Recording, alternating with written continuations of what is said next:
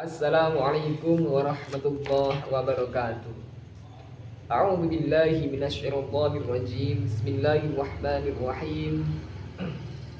Wa bihi nasta'in 'ala umuri dunya waddin. Wassalatu wassalamu 'ala asyrofil anbiya'i wal mursalin sayyidina wa maulana Muhammadin wa 'ala alihi wa ashabihi ajmain amma ba'du.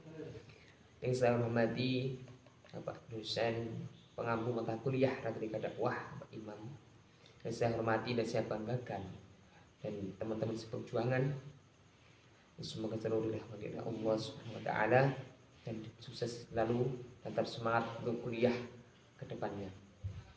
Pertama-tama kita panjatkan puji syukur kepada Allah Subhanahu wa taala sehingga kita masih diberikan kesehatan dapat melaksanakan tugas-tugas kita baik di kuliah maupun di rumah dan lain sebagainya. Maka rasa syukur kita ikhlaskan dengan kalimat tahmid bil lisan, alhamdulillah rabbil alamin. Salat serta salam kita tujuhkan kepada junjungan kita Nabi aku Muhammad sallallahu alaihi wasallam yang kita nantikan syafaatnya besok hari kiamat. Amin Allahumma amin. Hadirin sekalian dan teman-teman dan Bapak dosen yang telah menyimak video saya ini, di sini saya akan membagikan sebuah ceramah atau pidato singkat tentang berbakti kepada orang tua. Mengapa saya mengambil sebuah tema berbakti kepada orang tua? Karena tema ini sangat sering kali kita gunakan atau sering kali kita mendengar kasus-kasus yang ada, apalagi di zaman yang modern ini. Banyak sekali anak atau masalah yang terjadi pada rumah tangga. Banyak anak yang terkadang kurang sopan dengan orang tua, banyak anak yang melanggar kepada orang tua, banyak anak yang melalaikan amanah dari orang tua. Contoh saja, hari ini adalah hari ibu. Jadi mari kita ingat hari ibu ini sebagai kita ingat kepada ibu kita yang telah mengandung kita selama 9 bulan, menggendong kita selama 9 bulan. Walaupun berat, beliau tetap sabar menggendong kita, dan setelah lahir kita dididik, mungkin dirawat malam siang tidak mengalah. Itulah seorang ibu. Apa kita akan melupakan semua itu? Dan balasan itu tidak hanya kita akan bisa balas dengan sebuah harta. Maka dari itu mari kita janganlah sampai kita membuat beliau itu merasa sedih atau kecewa atau marah dengan kita. Kemudian apa yang sudah kita berbuat kepada orang tua kita, terutama ibu. Karena pengorbanan ibu itu sangat banyak sekali. Ada sebuah dalil yang akan saya bawakan, yaitu ada sebuah hadis dari Nabi Muhammad SAW, hadis riwayat Muslim, yaitu yang artinya apabila manusia meninggal dunia maka terputuslah amalnya kecuali karena 3 hal, yaitu sedekah jariah, ilmu bermanfaat, atau anak yang soleh yang mendoakannya. Jadi hadis ini dapat kita petik bahwa jariah, ilmu yang bermanfaat, dan anak yang soleh. Seorang ibu yang memberikan ilmu kepada anaknya itu akan menjadi amal yang tidak akan pernah terputus. Kemudian doa anak yang soleh, kemudian jariah, sedekah. Untuk doa yang anak soleh, mari kita doakan orang tua kita baik sudah meninggal atau masih ada. Doa untuk kepada orang tua yaitu Rabbil firli wali walidayya warhamhuma kama rabbani shaghira.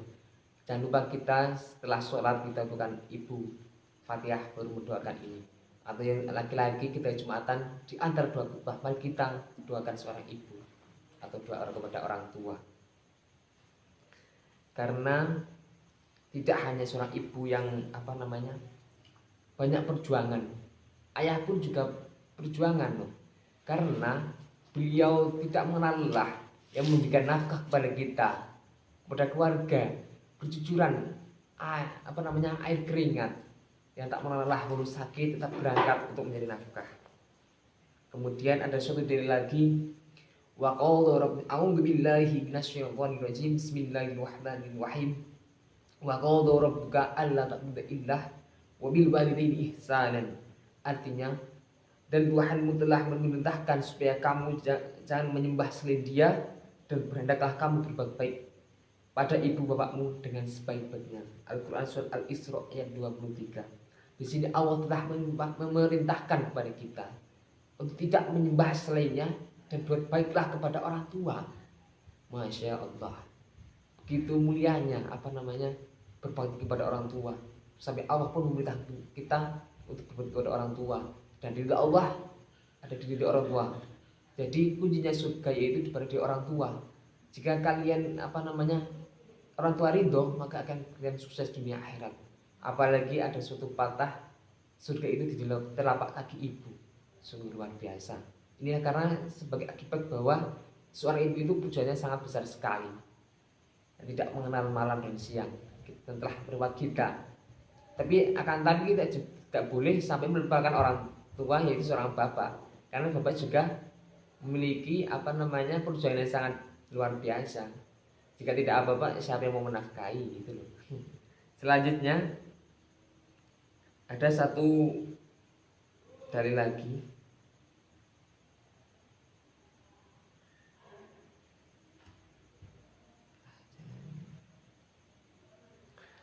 Bismillahirrahmanirrahim. Imma yablughanna an indakal kibaro ahaduhuma aw kalahuma fala taqul lahuma uffin wa la tanharhuma wa qul lahuma qawlan karima.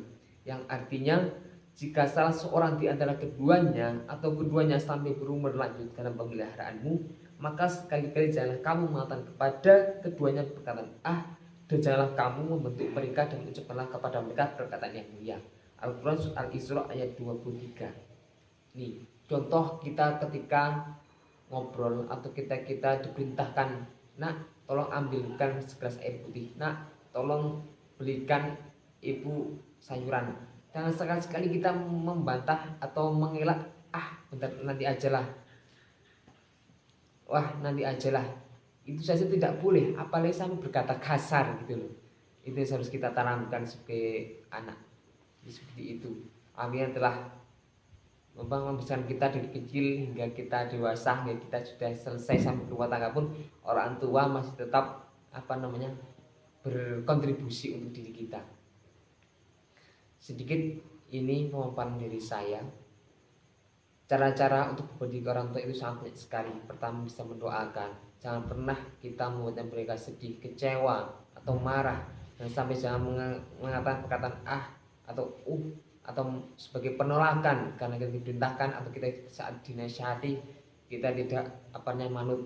Kemudian masih banyak lagi yang masih sekolah atau yang dipondokkan dan lain sebagainya. Jangan sampai kita sia-siakan amanah dari orang tua kita.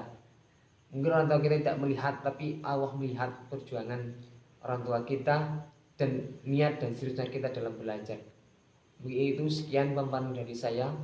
Banyak tutur kata dan kesalahan, saya mohon maaf karena kesempurnaan adalah milik Allah Subhanahu wa taala. Kita masih sama-sama belajar. Sekian dari saya akhiri. Wassalamualaikum warahmatullahi wabarakatuh.